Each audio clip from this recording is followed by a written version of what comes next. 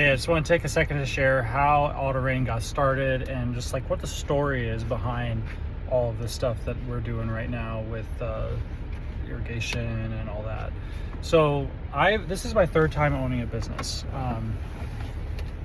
The first two businesses essentially failed.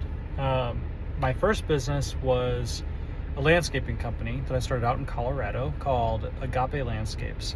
And agape means the unconditional love of God, and I just wanted to convey myself in that way when I started that business. Well, I started Agape with nothing. I had nothing. I had nothing but a shovel and a Honda Civic, and I literally was shoveling dirt into the back of the trunk of my Honda Civic in order to have a way to do any work at all, right? Everybody has to start somewhere, and that's how I started. So I started with a Honda Civic, and then I went from there to renting U-Hauls, to then even borrowing equipment, stuff like that. And all my customers came from just word of mouth, friends in the area of where I lived out there in Colorado. I lived on my own. I just went out there for college, and my family wasn't even around, but it was just me on my own, trying to make my way in life as a young man.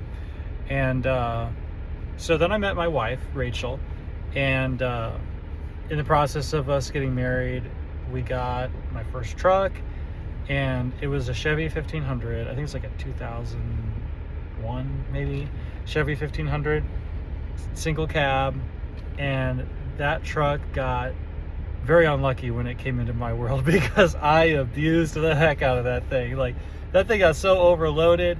I remember putting like 3/4 of a ton to a ton of rock in the back of that thing. That thing would squat so bad down the road as I would drive. You'd see me driving by, the truck would be like this, because I just overloaded it so much. Because I didn't know anything. I didn't know what I was doing. Like, I didn't know anything about trucks. Like, nobody ever taught me these things. I just kind of had to figure it out as I went along. I didn't know that there was even like 1/2 ton, 3/4 ton, 1 ton, like different levels of truck capabilities. I didn't know anything about that. So anyway, started that business, ended up getting some guys, they were friends of mine, to come and work for me, and built it up over time to where I had 2 crews, 2 trucks, finally got a proper landscaping truck, 2 trailers, and I made so many mistakes along the way, man. Like, I did so many stupid things, not because I didn't care, but because I just didn't know. Like, when I started out doing just like mulching and like putting rock in people's yards and stuff where they wanted rock garden beds to go in, and then I expanded to doing maintenance, so I was mowing lawns and doing fertilizer, and then from there I started doing irrigation systems. And my first couple of irrigation systems, I screwed them up, messed them up so bad, I had to come back and redo some of my work because I didn't really know what I was doing. I just learned by checking out YouTube, reading books, asking questions of people I knew, talking to the people at the irrigation supply houses, asking them questions, just trying to learn as best I could with what I could on my own, And through the process of making mistakes and having to fix those mistakes and being a man of my word and standing behind my work even when my work sucked, I learned very quickly how to do things the right way. And but there was a problem with that business. I was so stressed all the time. I was not making very much profit. I was not efficient. I was offering every service you could imagine for landscaping, and I could not get efficient at anything because every day was a new thing. Every day I had to completely reinvent the wheel on how I was going to accomplish work because the work was always different. And so I wasn't making much profit for us. My wife, Rachel, she was working at a bank. She was bringing home most of the money that we actually used to pay the bills, and my business was just kind of supplemental cash.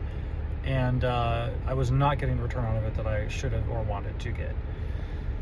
Well, over the course of time, the business was starting to get to an okay place, but we ended up getting pregnant with our first child, and we decided, you know what? The cost of living in Colorado is pretty high, and we wanted to go live in a place where we could be near family. So we decided we're going to leave Colorado. We're going to go to Oklahoma, where her family was at, and start our family there. So I lost that business by moving, unable to continue a business where you have a local business when you are no longer local to that community. So that business ended, and I ended up staying in the landscape industry. When we moved out there, I worked for Total Environment, which is one of the larger landscape companies in Oklahoma, and I was an account manager, and I had a book of business of about 30 customers, commercial and residential, all top high end.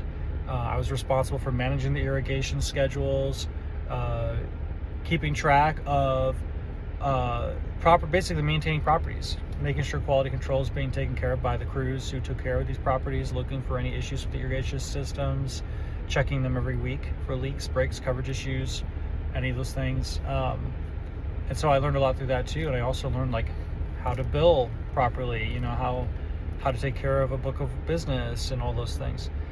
Well, from there I detoured off into doing sales for a mechanical contractor. Turned out to be a terrible fit for me. Hated the job. But there was good in all of that, because the disdain I had for the job I was doing gave me a hunger to get back into entrepreneurship again, which led me into my second business.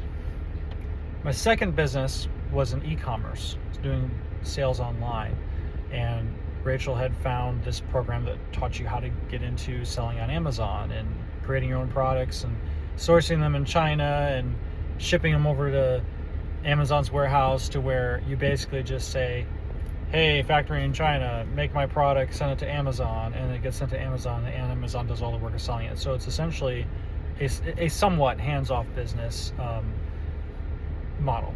So we got into that.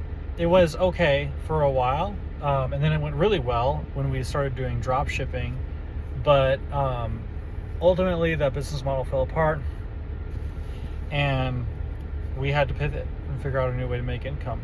Chinese people came in and copied all of our listings, copied all of our innovations, copied all of our products, and just undercut us and just pushed us out. Unfortunately, we had 10 products we had launched, and they all got taken over. So anyway, long story short, we went through a very difficult season at that point, where we lost all the money that we had invested into it, and then we got into debt, and we believed the lie that we were taught by our mentors at the time, that if you just keep trying, you'll never lose, right? Like you will win, you just got to keep going. Well, unfortunately, the environment and the industry we were in, and our current skill sets and bent at the time would not allow that. And we believed that lie as long as we possibly could, until there was just nothing left. We had nothing left. We went into so much debt, went into the pit of despair financially, like we lost everything, and sold our house that we had in Oklahoma, lived on the equity for a while. Horrible season. Horrible. Do not recommend it to anyone. Don't go into debt to start a business unless you have experience succeeding in that business. Not worth it. Not worth it. Don't listen to what anyone says if they try to tell you to do that, because it ruined us for a good 3 years or so financially. So, it was miserable. It was hard on our marriage, staring into the pit of despair, chewing glass every day, working my tail off, staying up till 2-3 in the morning every single night, working as many hours as possible, just hoping that tomorrow would get better, and then tomorrow would get worse. And it was just this endless cycle of falling and falling and falling, feeling like you're never going to hit the bottom because you just kept falling. And it got so bad to the point where I ended up having the power cut off, and I didn't have the money to pay the bill. And our power was out for a couple of days from that, and it brought us to the point where, for the first time in our marriage, we had to ask for help. And it was so humbling. We were expecting judgment. We were expecting a lot of bad fallout, but we were met with love. The people in our church, they came around us, they supported us, they loved us, they cared for us. And that was a pivotal moment. A few months after that, our house burned down, and we lost everything. Literally everything. So not only had we been to the point of losing everything financially, now we lost everything physically. And it's from that point when everything started pivoting. I'm going to make a part 2 video because this video is getting a little bit long. So stay tuned, and I will continue the story.